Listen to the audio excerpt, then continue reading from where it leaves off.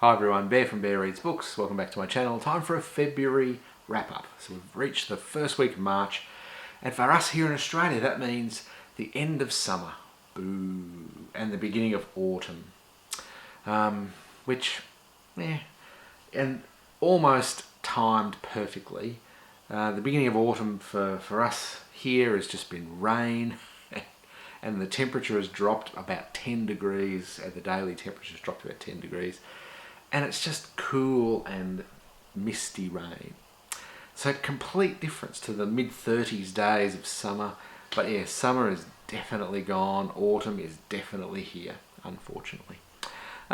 So for reading though, well, I just want to talk about all the things that I've read, tried to read, almost given up on in February. So February's been a busy week, or busy month. February's been a busy month, and I think the total for February was 6 books completed. I didn't DNF any. I almost.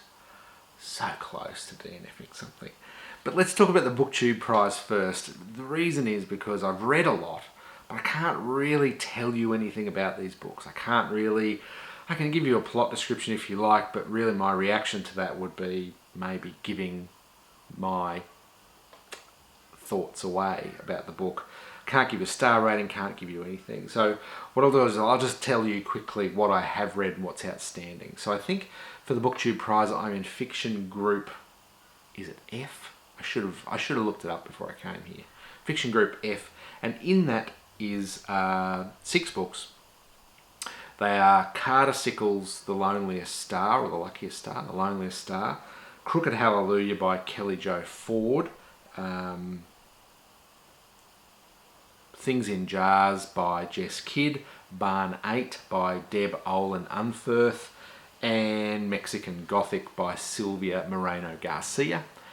Oh, and one more, Pew by Catherine Lacey. Now I must admit, when I got my assignment for the BookTube prize in my list, there was one that I knew and one that I had already read. So I'd already read Carter Sickles, and I had heard of Sylvia Moreno Garcia because she was in last year's prize for a previous book to this one. So I'd heard of Mexican Gothic. All of the others I had never heard of. I think I'd heard of Jess Kidd, but I had never read any of her work. And the other 3, I had never even heard of them before. So it's been quite an eye-opener. I've read all of them now, apart from, I'm still finishing off, where is it? I'm still finishing off Crooked Hallelujah by Kelly Jo Ford, and I'm about 2/3 of the way through that. So I'll be finishing all 6 in reasonably quick time and leaving myself quite a bit of time at the end for reviews and also reading other things and catching up on stuff. So March will be the month where I finish off BookTube prize and get stuck into the things that I set aside earlier and try and finish them off. So, but in general, I've enjoyed them. You'll hear more about them as we come to the end of March, where I'll give a full review for each of the 6 books, including my rankings and star ratings. But for now, that's all I can tell you. That will finish up at the end of March, and then very, very early April, I'll be letting you know what those rankings were like. Also finished in February, I had the Topeka School, which I think I mentioned to you in a separate video all by itself about Ben Lerner. I finished the Topeka School, and for me personally, I rated it a lot higher and a lot better than a lot of other people on BookTube did. I took my time with it. I didn't rush it. I really tried to dig into it and to figure it out, because it is a really tough read. And I had read his other work, Leaving the Atocha Station, which has the same main character. I had read that earlier, and all of those things helped. But I think all of those criticisms that people have are still valid. And I read through the comments on the video about Ben Lerner, and yes, I agree with you. It is self-indulgent. It is it's overly complicated for no good reason. I agree with all of your comments, but they were all well thought out comments. But I still enjoyed myself reading this book. And that was Ben Lerner's The Topeka School. Also finished only yesterday, or so only yesterday, is The Pillars by Peter Polites. It's right here.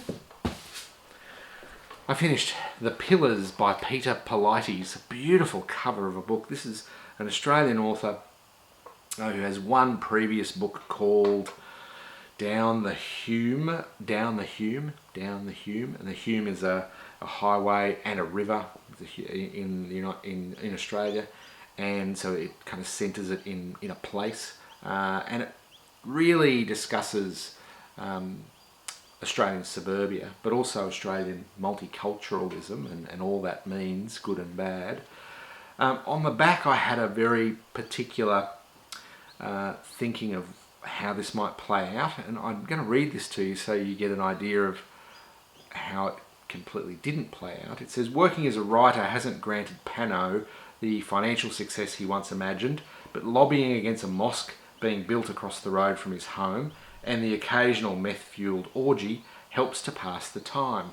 He's also found himself a gig ghostwriting for a wealthy property developer. In a world full of flashy consumerism and aspiration, can Pano really escape his lot in life, and does he really want to? Now, I read the first part of that about campaigning against a mosque and thought, okay, that sounds like an interesting conflict for a book. And then this book is not about that at all. In fact, it's a very, very small amount of the book.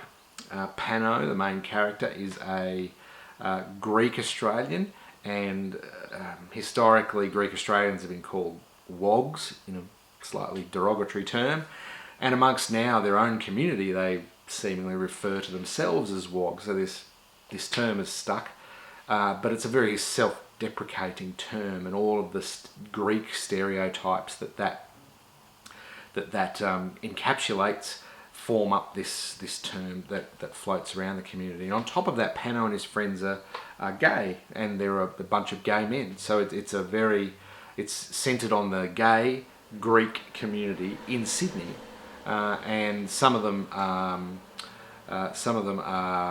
of the upper classes. They have a lot of money, they own property, hence the fight against the mosque, and others are struggling artists, struggling writers, working cafes, and so the complete opposite ends of that spectrum.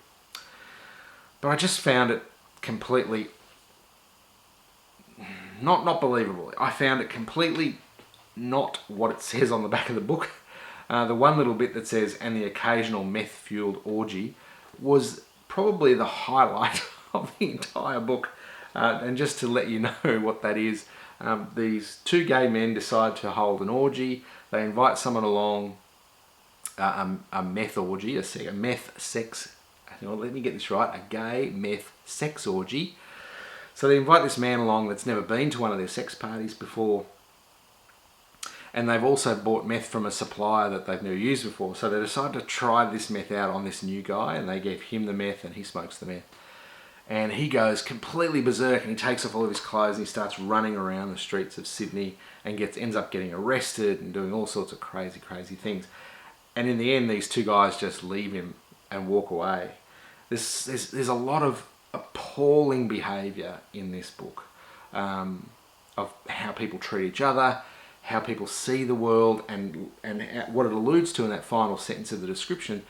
It's very much a highly consumerist society. They're worried about brand names, and if you've ever read something like American Psycho, where the main person is constantly telling us what brands he uses in his hair, and the soap that he uses, and the shoes that he's wearing, and the suit that he's wearing, and the pocket square he's wearing, it's kind of like that. They are constantly obsessing over what they're wearing, what products they're using, and the products that other people are wearing, and they instantly notice it. When they see a girl carrying a certain kind of bag into a coffee shop, they instantly notice it. And also they notice it when it is a no-name handbag, for instance, on someone that's dressed up really nicely but's wearing a Kmart handbag. They notice that too, and then that becomes an extremely negative point. So they're incredibly shallow people and obsessed with consumer society.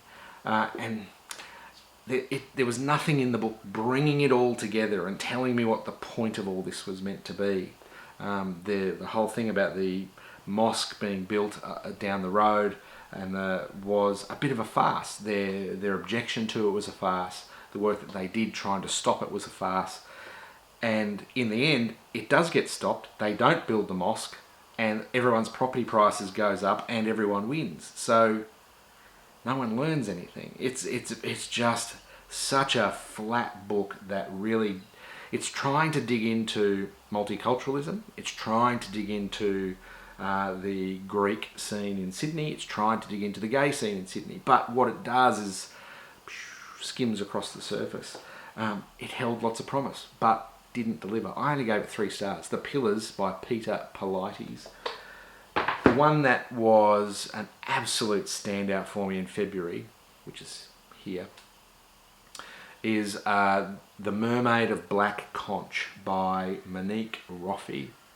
Now, this book won the Costa Prize for fiction, or the Costa Prize for books in the UK for 2020. And you should know what the Costa Prize is, because it is judged by our very own Simon Savage from Savage Reads, who was not just a category judge. The way the Costa Award works is every book sits in a category, and they have individual awards for each category. And then the winners of each of those categories go to the final judging to choose the best book for 2020. So The Mermaid of Black Conch not only made it through its category, it then became the best book. And Simon was on the panel for that final judging of best book for 2020 for the Costa Prize. And the winner was The Mermaid of Black Conch. And a fantastic win. It's not just a good story, but the publisher, and I'm going to say this quite a number of times because I want you to buy books from this publisher, not because they're rewarding me, but because I think they're doing amazing things. The publisher is called Peepal Tree Press, Peepal Tree Press. They're a small UK publisher that specialises in black authors or Caribbean authors, and they've had immense success in the last 12 months just for prizes. One of their other authors, Roger Robinson, won the T.S. Eliot Prize for Poetry last year, and I did a separate review. You should go and have a look at my earlier reviews. You're looking for something called A Portable Paradise by Roger Robinson. It won the T.S. Eliot Prize 2019.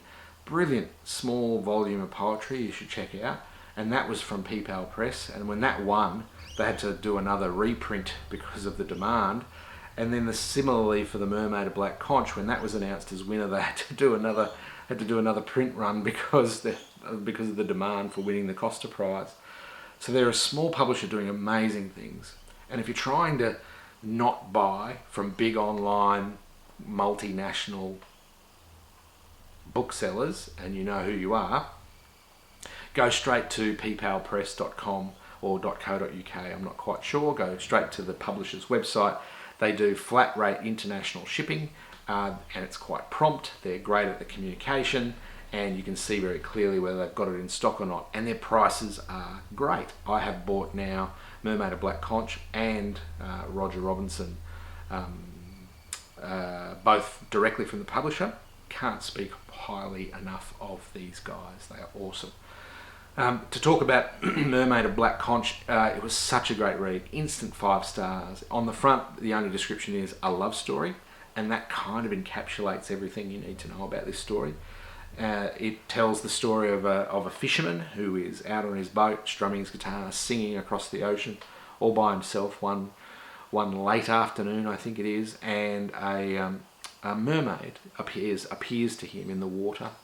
And then over time this mermaid continues to appear to him, and they fall in love across the waves without ever having really spoken or interacted. It's just eye contact, and they do fall in love, and he is completely enraptured by this mermaid, by her beauty, by her singing, by her everything, by the fact that she exists.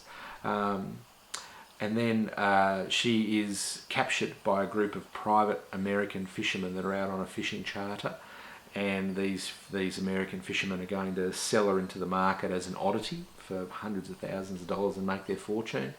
So he decides to release her and keep her for himself. Now, all of that I'm not spoiling the book. Most of that is on the back of the book as the explainer.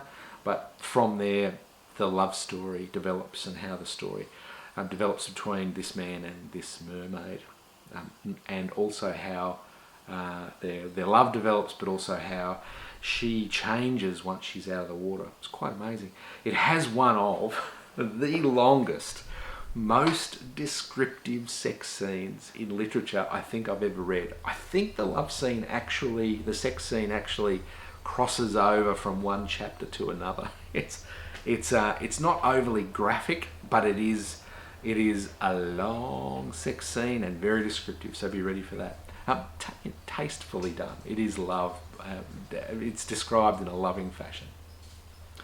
And this is most certainly a Caribbean culturally appropriate mermaid. This is not the mermaid of a Disney film like, is it Ariel? Ariel from The Little Mermaid? I think, maybe. This is not a Disney mermaid. This is a Caribbean culturally appropriate mermaid. She is dark-skinned, facial tattoos and tattoos across her chest. She has long dreadlocks and a massive big swooping tail. When it is described, it sounds beautiful and it sounds in place. It doesn't sound like a magical being. It sounds like if I was in the Caribbean and something popped out of the water, I would 100% believe that this could happen. It is magical, but it is also highly believable. And I loved it for all its believability and for all of its way it's constructed a love story around a mermaid and a man. It is absolutely brilliant. I can't recommend it enough. That is The Mermaid of Black Conch by Monique Roffey. And that's it. Let me check my list here. That is it for February. Now, what I've picked up for March already, I've got a few things in play just to finish off the BookTube prize. I've got Crooked Hallelujah by Kelly Jo Ford. I signed up for a group read on Goodreads through one of the one of the Australian groups I participate in on Goodreads, and they're forcing me to read Hamlet. And it's been on my shelves for a while. Everyone says it's amazing. Should have won all the prizes and didn't, and I haven't read it yet, so I'm going to read it. So March is my month for Hamlet by Maggie O'Farrell. Haven't started yet, even though it's now the 3rd of March. I'm going to get into it very soon. The one thing I forgot to mention is I read an Australian YA book this month, and it was great. It was really, really good. I'm not going to tell you anything about it because I want to do a special video about YA. I know it's not everyone's thing, especially if you're following my channel. I don't talk about young adult fiction very often, and it's not usually my thing in a big way. But when I find great books, I don't care what genre they fit into, but I like talking about them. There was 1 or 2 YA books that I absolutely thoroughly enjoyed last year. It completely blew me away. And there's this one that I've just finished reading. It's called Dirt Circus League, and the author escapes me, but I'm going to do a special video all about it. And then there's another one or two that have come out that fit into a really special category of YA book that I'd like to talk about. So I'm going to gather those 3 or 4 books together, and I'll do one mega review of Australian YA fiction and some of the best that I've seen over the last 12 months or so, and some of the new stuff coming out. So that's something to look forward to in the next couple of weeks. But the one that I read and finished and loved was Dirt Circus League, and I will get you the author if you bear with me. It is Dirt Circus League by Marie Kimberly, and it's kind of like Mad Max for kids. So lots of kids fighting not kids, but young adults fighting each other out in a jungle type desert arena. It's really weird. The genre it's linked to is science fiction fantasy. I don't think it's science fiction fantasy at all. I'd be comfortable just calling it YA fiction and leave it at that. It's not science fiction. It's not fantasy. It may be a reimagined near future, like one of those. But yeah, not science fiction or fantasy. So Dirt Circus League by Marie Kimberly. It's not out yet, but you can certainly find it around the place for the end of March, and I'm going to do a full review of it soon. thoroughly enjoyed it. And then there's a couple of others that I'll join to that. That is it for February, and March is going to be even bigger because I'm going to get back into the stuff that I want to read, like Maggie O'Farrell, and a few other things from last year that I never got to. So I want to do that in March before I jump back into BookTube Prize again in April. So it's going to be a super month. Have a great day, everyone. Wherever you may be, keep reading, and I'll talk to you again soon. Bye.